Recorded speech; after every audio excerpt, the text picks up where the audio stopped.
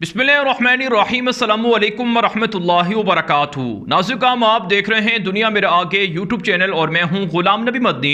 आज 5 दिसंबर 2021 है और आज दिन है इतवार का। नाज़िर इस वीडियो के अंदर अफ़गानिस्तान से मुताल्लिक़ कुछ ताज़ा और बड़ी ख़बरें हैं वो आपके सामने रखने जा रहे हैं।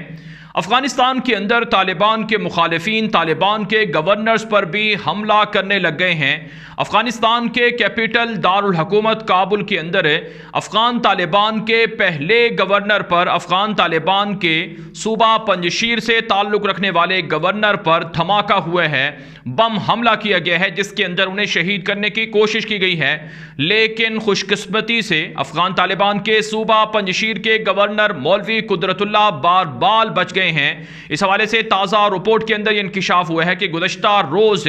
जो काबुल के अंदर सड़क किनारे IED धमाका खेज मवाद नस्ब किया गया था, जो एक गमले के अंदर नस्ब किया गया था, उसके जरिए से पंजशीर के गवर्नर की गाड़ी को टारगेट किया गया है, उनके काफिले को टारगेट किया गया है, जिसके अंदर मौलवी कुदरतुल्लाह तो बाल बच गए हैं, लेकिन उनके जो मुहाफिज थे, सिक्योरिटी गार्ड्स थे, वो जख्मी हुए हैं। अफगान तालिबान के तर्जुमान और अफगान तालिबान के सहाफ़ी ये बता रहे हैं कि काबुल के अंदर होने वाले इस बम धमाके के अंदर, इस हमले के अंदर पंजशीर के गवर्नर को निशाना बनाना था, जो बागियों की जानिब से यह प्लान किया गया था, लेकिन वो नाकाम रहे और पंजशीर के गवर्नर महफूज रहे। और इस वाक़े के बाद पूरे इलाके को घेरे में लेकर सर्च ऑपरेशन शुरू कर दिया गया है।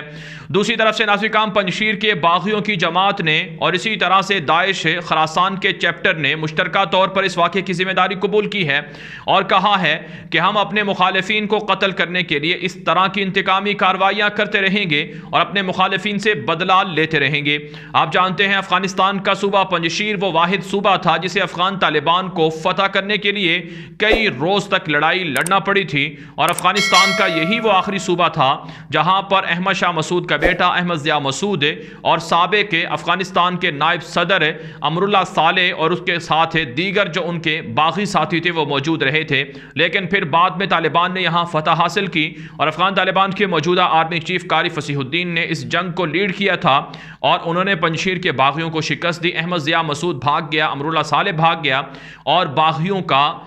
कला कमा कर दिया गया, बागियों का फितना यहाँ से ख़त्म कर दिया गया। नाज़िर पंजशीर वो सूबा था जहाँ पर सोवियत यूनियन के ज़माने में जो असलहा हासिल हुआ था वो भी यहीं छुपा कर रखा गया था, और अमेरिका ने और यूरोप ने जो 20 साल तक असलहा अफ़गानिस्तान भेजा उसमें से भी अक्सर जो असलहा था वो यहीं पहाड़ों से बरामद हुआ था। अब बागी यहाँ पर मौजूद नहीं है। बागी सोशल मीडिया पर झूठी खबरें तो फैलाते हैं कि हमने तालिबान की फ़ौज पर हमला किया है, तालिबान की पुलिस पर हमला किया है, पंजशीर के अंदर तालिबान को नुकसान पहुंचाया है। लेकिन अफगान तालिबान कहते हैं कि पंजशीर के अंदर हमारी हुकूमत है और पंजशीर के अंदर बागियों का नामो निशान भी नहीं है। बागी झूठे दावे कर रहे हैं। लेकिन गुज़श्ता रोज़ होने वाले इस वाक़े के खिलाफ तालिबान ने कहा है कि हम बागियों के खिलाफ सर्च ऑपरेशन कर रहे हैं और बागियों का कला कमा करने के लिए बड़े पैमाने पर गिरफ्तारियां भी होंगी और सजाएं और फांसियां भी दी जाएंगी। अफगान तालिबान के ज़राए बता रहे हैं कि पंजशीर के अंदर और इसी तरह से दीगर सूबों के अंदर जो तालिबान की आला क़यादत पर हमलों के लिए कोशिशें हो रही हैं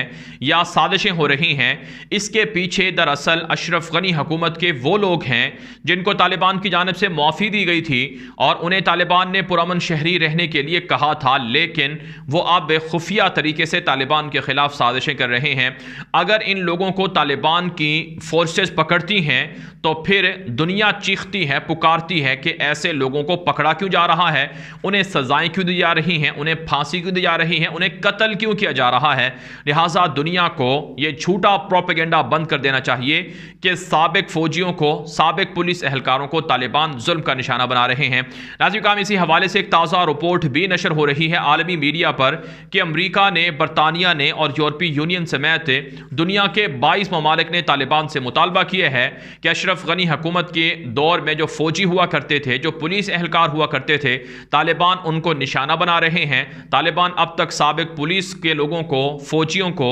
कत्ल कर चुके हैं जिनकी तादाद 100 से भी ज़ायद बनती है। लिहाजा तालिबान से मुतालबा है कि वो साबिक फौजियों को, साबिक पुलिस एहलकारों को कत्ल करने से बाज रहें। दूसरी तरफ से तालिबान के ज़राए बताते हैं कि जिन लोगों का नाम मगरब ले रहा है, अमरीका और यूरोप ले रहा है, दरअसल ये वो बागी हैं जो अमरुल्लाह सालेह और अशरफ गनी की हुकूमत में शामिल रहे और अब वो उनकी इशारों पर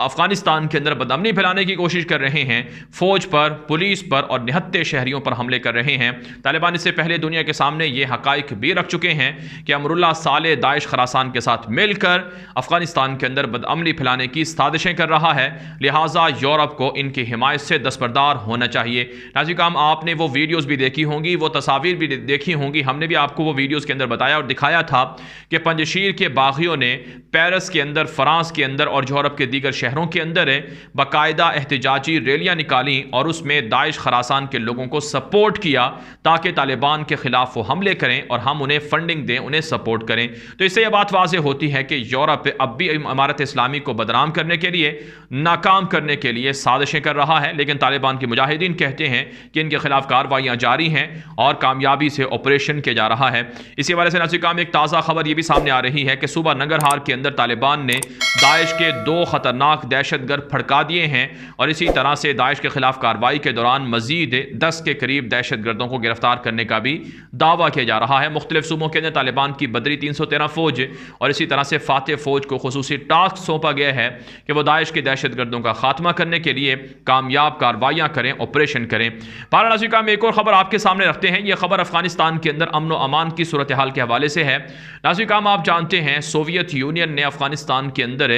جنگ شروع کر رکھی تھی اور 10-15 سال سوویت یونین کے زمانے میں اور اس کے بعد بھی حالات کشیدہ رہے اور پھر امریکہ نے 20 سال تک افغانستان کو خون خرابے کے اندر مبتلا رکھا۔ اب ناظرین کرام، طالبان کی اسلامی امارت ہے اور کامیابی سے امارت اسلامی اپنا جو نظام حکومت ہے وہ چلا رہی ہے۔ امارت اسلامی اسلامک سسٹم کے ساتھ حکومت کر رہی ہے اور اسلامی نظام کی خوبیاں اور ثمرات اور نتائج بھی آنا شروع ہو چکے ہیں۔ ایک تازہ رپورٹ سامنے آ رہی ہے کہ پچھلے 40 سالوں کے اندر پہلی مرتبہ ایسا ہوا ہے کہ افغانستان کے اندر قتل کی شرح کم ہو گئی ہے، 0 ہو گئی ہے۔ جی ہاں ناظرین کرام، افغانستان کے اندر پہلی مرتبہ ایسا ہو رہا ہے کہ عام شہریوں کی ٹارگٹ کلنگ بند ہو گئی ہے اور پہلی مرتبہ افغانستان کا ایک ہفتہ ایسا گزرا ہے جس میں عام شہریوں کو قتل نہیں کیا گیا ہے اور شرح قتل 0 ہو گئی ہے۔ افغان طالبان کہتے ہیں کہ یہ امارت اسلامی کی بڑی کامیابی ہے کہ جرائم کو ختم کیا جا رہا ہے، امن و امان کو بحال کیا جا رہا ہے، سیکیورٹی کو بہتر کیا جا رہا ہے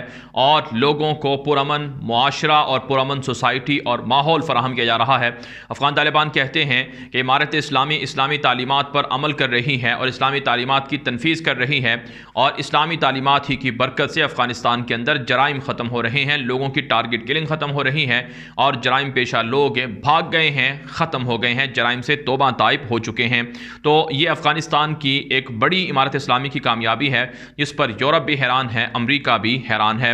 بہرحال ناظرین کرام، ایک اور خبر آپ کے سامنے رکھتے ہیں۔ یہ خبر ہے ترکی اور قطر کی افغانستان کی امارت اسلامی کو سپورٹ کرنے کے حوالے سے۔ جو قطر کے وزیر خارجہ ہیں محمد بن عبد الرحمن الثانی، انہوں نے تازہ بیان کے اندر یہ بات کہی ہے کہ ہماری ترکی کے ساتھ بات چیت جاری ہے اور ترکی اور قطر نے مل کر اتفاق کیا ہے کہ افغانستان کے اندر کابل ایئرپورٹ کو اور دیگر ایئرپورٹ کو فنکشنل رکھنے کے لیے افغان طالبان کی حمایت اور مدد جاری رکھی جائے گی، تعاون جاری رکھا جائے گا۔ محمد بن عبد الرحمن الثانی جو قطر کے وزیر خارجہ ہیں، انہوں نے دنیا سے مطالبہ کیا ہے کہ افغانستان کی عوام کو دیوار کے ساتھ نہ لگایا جائے اور افغانستان کی عوام کی مدد کی جائے، افغانستان کی عوام کے حقوق غصب کرنے کے لیے طالبان کو آڑ نہ بنایا جائے۔ طالبان اگرچہ حکومت میں ہیں لیکن عام شہریوں کا کوئی قصور نہیں ہے، ان کی مدد جاری رکھی جائے اور افغانستان پر لگی عالمی پابندیاں امریکہ اور یورپ وغیرہ ختم کریں۔ دوسری طرف سے ناظرین کرام، ایک خبر یہ بھی سامنے آ رہی ہے کہ ترکی کے جو سفیر ہیں وہ افغانستان کے اندر انویسٹمنٹ کے لیے مختلف طالبان رہنماؤں سے ملاقاتیں کر رہے ہیں۔